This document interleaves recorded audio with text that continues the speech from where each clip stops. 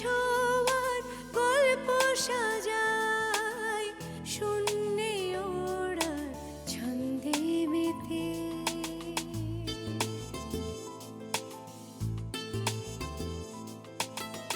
আকাশে যে অসীমের ঠিকানায় সে যেন শুধু দৃশ্য সাজায়। যত গল্প ধাঁধায় হাত বাড়ালে বুঝি কেউ নেই, আকাশ ছোঁয়ার গল্প সাজায় শূন্যে ওড়া ছন্দে মেতে।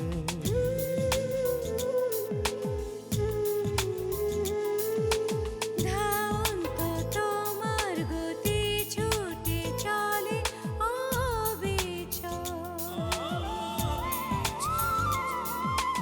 আমার আঙিনা প্রজাপতি চঞ্চল।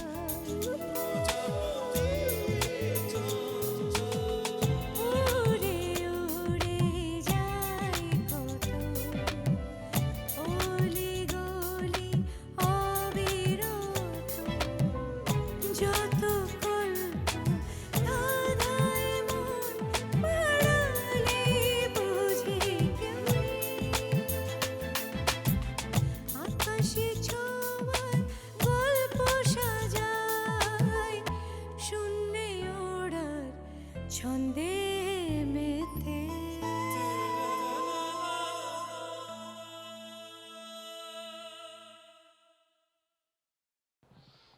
তার মানে তুমি বলতে চাইছো আমার রাজনৈতিক জীবনের কোনো কিছুই সৎ ছিল না, আমি শুধু বিষয়বস্তুর পেছনেই ছুটেছি।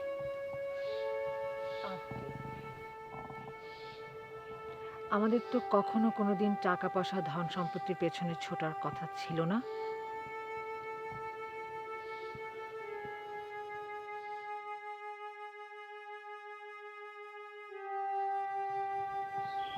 দেবযানী,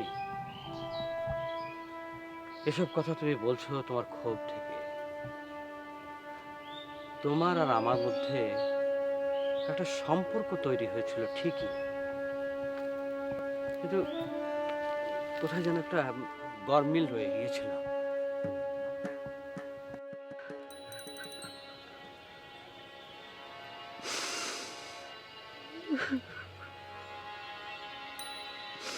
সুশীলা, কান্না থামাও, যাও তৈরি হয়ে এসো, যাও। চলো আমার বাড়িতে চলো, একটু ডাল ভাত খেয়ে নেবে। আমি যাবো না, তুমি যাও, তৈরি হয়ে এসো। আমার বাড়ির সামনে এলে আমার বাড়িতে ঢুকবে না, এটা হলো? বললাম তো দাদা, সমস্যা আছে, তুমি যাও। কি সমস্যা? আমি যদি তোমার বাড়িতে যাই, সবাই আমার পরিচয় জানতে চাইবে, দীপার কথা উঠবে, অনেক কথা।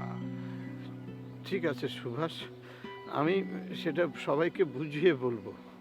নাটক করো না তো দাদা, যাও না, তৈরি হয়ে এসো। তুমি আমার বাড়িতে এলে কিছু খাবে না, এটা একটা হলো? দাদা, খাওয়া দাওয়া পরে হবে, তুমি আমার বাড়িতে গিয়ে খাবে, রাতে থাকবে, সকালে আমরা দীপার বাড়ির দিকে রওনা দিব। তোমার বাড়িতে কেন? আমার বউকে সাথে নিয়ে যেতে হবে। ও আচ্ছা আচ্ছা, তুমি দাঁড়াও, আমি আসছি। সন্ধ্যা হয়ে যাচ্ছে, তাড়াতাড়ি এসো। আচ্ছা।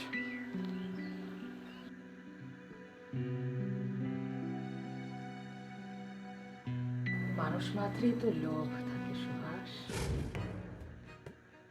দেখো, শক্তি সঞ্চয়ে সম্পদের প্রয়োজন হয়, শক্তি রক্ষা করতেও সম্পদ লাগে, আর সম্পত্তির রক্ষণাবেক্ষণ তো একটা কাজ নাকি? তোমার পায়ের নিচে মাটির শক্তি, তোমার কোনো সম্পদ নেই, কোনো অর্থ করি নেই, এজন্যই তো তোমার পায়ের নিচের মাটি ওরকম নড়বড়ে। তাই বলে দেবো এইভাবে? ধরে নাও এ আমার এত তপস্যার ফল এতদিনে পেতে যাচ্ছি।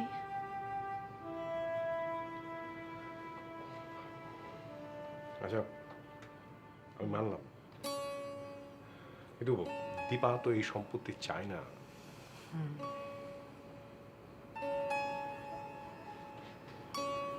দীপা আসলে দীপাকে কথাটা শোনানোই হচ্ছে এখন আসল কাজ।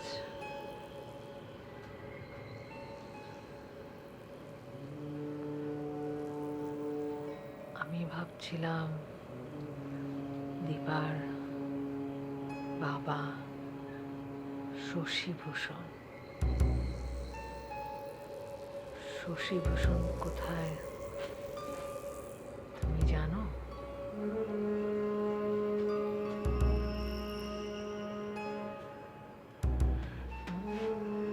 শশীভূষণ,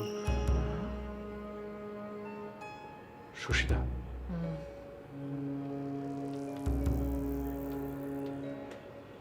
শশীভূষণ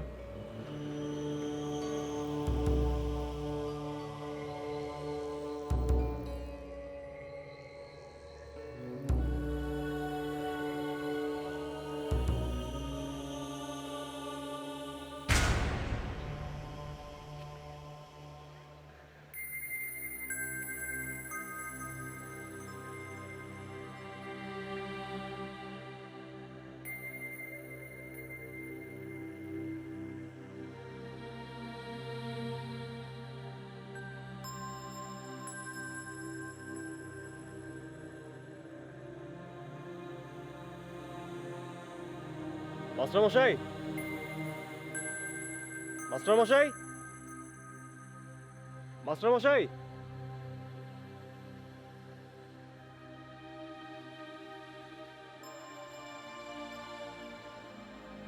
আগে কাকে চাই? মাস্টারমশাই আছেন? হ্যাঁ আছেন। আমার নাম বিশু। ও আসেন।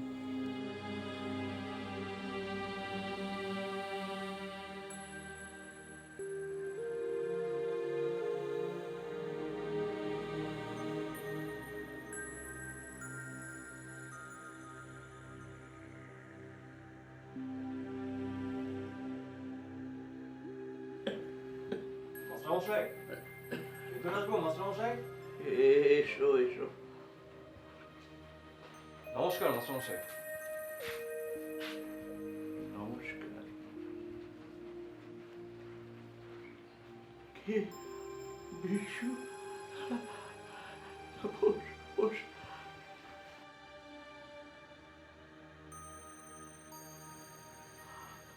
তুই আমাকে দেখতে এসেছিস? আমার খুব ভালো লাগছে রে।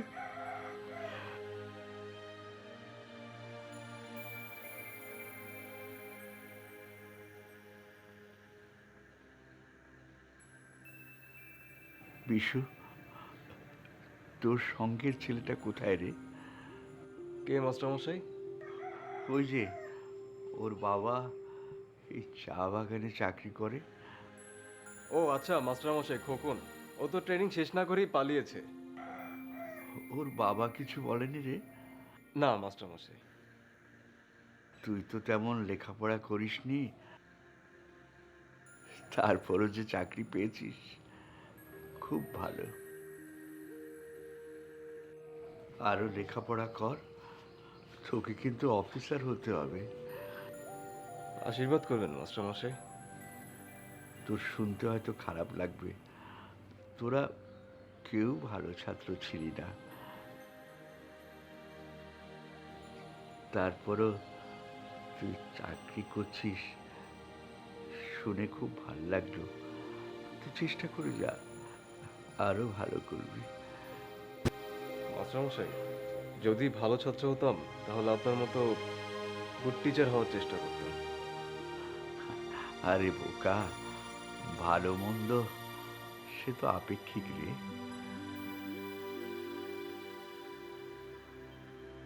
আচ্ছা, দিবার সঙ্গে তো দেখা হয়েছে রে? না মাস্টারমশাই, ভাবছিলাম আপনার এখান থেকে যাবো দেখা করতে। ওই সবচেয়ে ভালো ছাত্রী, এবার বোধহয় ভালো রেজাল্ট করতে পারবে না। বাবার চিকিৎসার পেছনে কয়েকটা মাস কাটিয়ে দিল।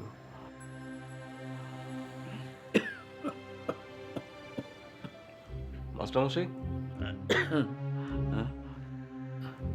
না রে, কিছু না কিছু না, সব ঠিক হয়ে যাবে। ওষুধ খাচ্ছেন না মাস্টারমশাই? হ্যাঁ, খাচ্ছি তো, বনৌষধি, অ্যালোপ্যাথি, হোমিওপ্যাথি সবই খাচ্ছি।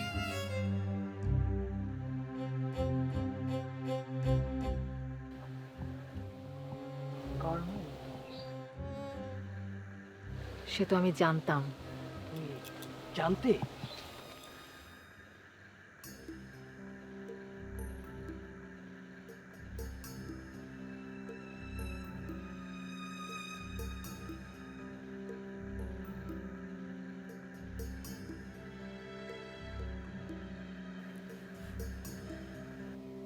আমি জানতাম।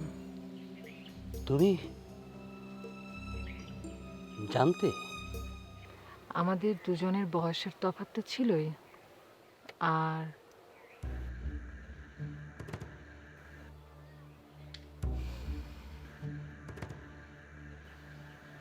দেবযানী, তোমার অনেক অভিযোগ, বলো, সব অভিযোগ বলো তুমি।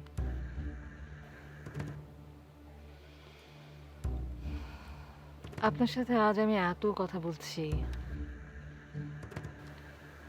অথচ সুভাষ নেই। সুভাষ থাকলে হয়তো কোথায় কোথায় গেছে ও? গেছে, এই একটু দূরে গেছে, আসতে দেরি হবে। ও, সেই সময় আমি আপনার বিরুদ্ধে অনেক অভিযোগ করেছি, কিন্তু এখন মনে হয় যে ঠিক হয়নি, ওসব ঠিক ছিল। কোনটা? ওটাই বাস্তব। কোনটা বলো? দেখুন, মানুষ তো পৃথিবীতে শুধু তার অবস্থান ধরে রাখবার টেনশনেই থাকে, তাই না? তো আপনি যখন শুনলেন যে আমি একটা পাড়ার মেয়ে, দেব, তুমি কিন্তু আমি আসলে জানতাম, এজন্য আমি আর দেরি করিনি। আমি তো স্বার্থপর মেয়ে, পাশেই সুভাষ ছিল, তাই ওর ঘাড়ে চেপে বসেছিলাম। এবার বলুন খান সাহেব, হঠাৎ আমার বাড়ি চলে এলেন যে? দেবযানী, আমি আসলে গত 3 দিন ধরেই তোমার সঙ্গে দেখা করব ভেবেছি, কিন্তু সাহস পাচ্ছিলাম না, তো আজ থাকতে পারলাম না।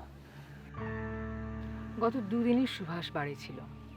সুভাষ বাড়ি থাকলেও আজ আমি তোমার সঙ্গে দেখা করতে আসতাম।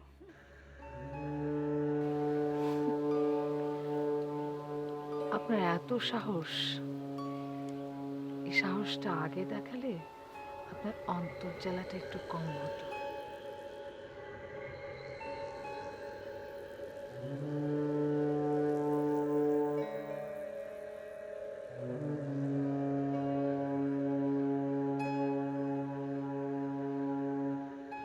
মাস্টারমশাই, এত সব ওষুধ একসাথে খেলে তো কোনোটাই কাজে লাগবে না।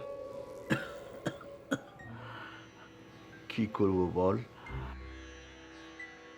তোর মাসিমার বিশ্বাস, যে যার মতো করে ওষুধ এনে দিচ্ছে আর আমি খাচ্ছি। মাসিমা কোথায় গেছে মাস্টারমশাই? মাসিমাকে দেখছি না। ও মন্দিরে পুজো দিতে গেছে। আমি জানি আমি বেশি দিন টিকবো না।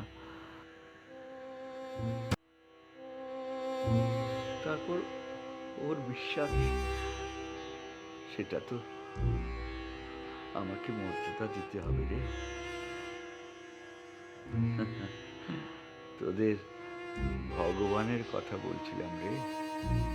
আগে মাস্টারমশাই, কথাটা তুই বুঝতে পারিসনি না? অনেক কঠিন মাস্টারমশাই। আচ্ছা তুই বল, তোর পরিশ্রম ছাড়া কি তুই মিলিটারিতে টিকেছিস? না তোদের ভগবান তোকে মিলিটারিতে ভর্তি করিয়ে দিয়েছে? দুটোই। তাহলে খোকনের চাকরিটা হলো না কেন? ও কেন পালিয়ে এলো? আসল কথা শোন, তুই ট্রেনিংটা ঠিকঠাক মতো করেছিস, লেগে থেকেছিস, সেই জন্যই তোর চাকরিটা হয়েছে রে। পরিশ্রম মানুষকে অনেক দূর নিয়ে যায়। কেবলমাত্র দুঃখ হচ্ছে দীপা এত পরিশ্রম করছে, তারপরও ওর যা পাওয়ার তাও পাচ্ছে না।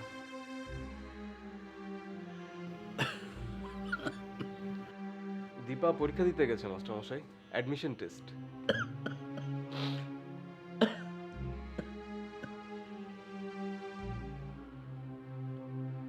দীপা ওর লক্ষ্যে পৌঁছবে কিনা জানি না, তবে যা করবে ভালো করবে রে, ভালো করবে। আগে মাস্টারমশাই, আজ তাহলে আমি আসি। এই শোন,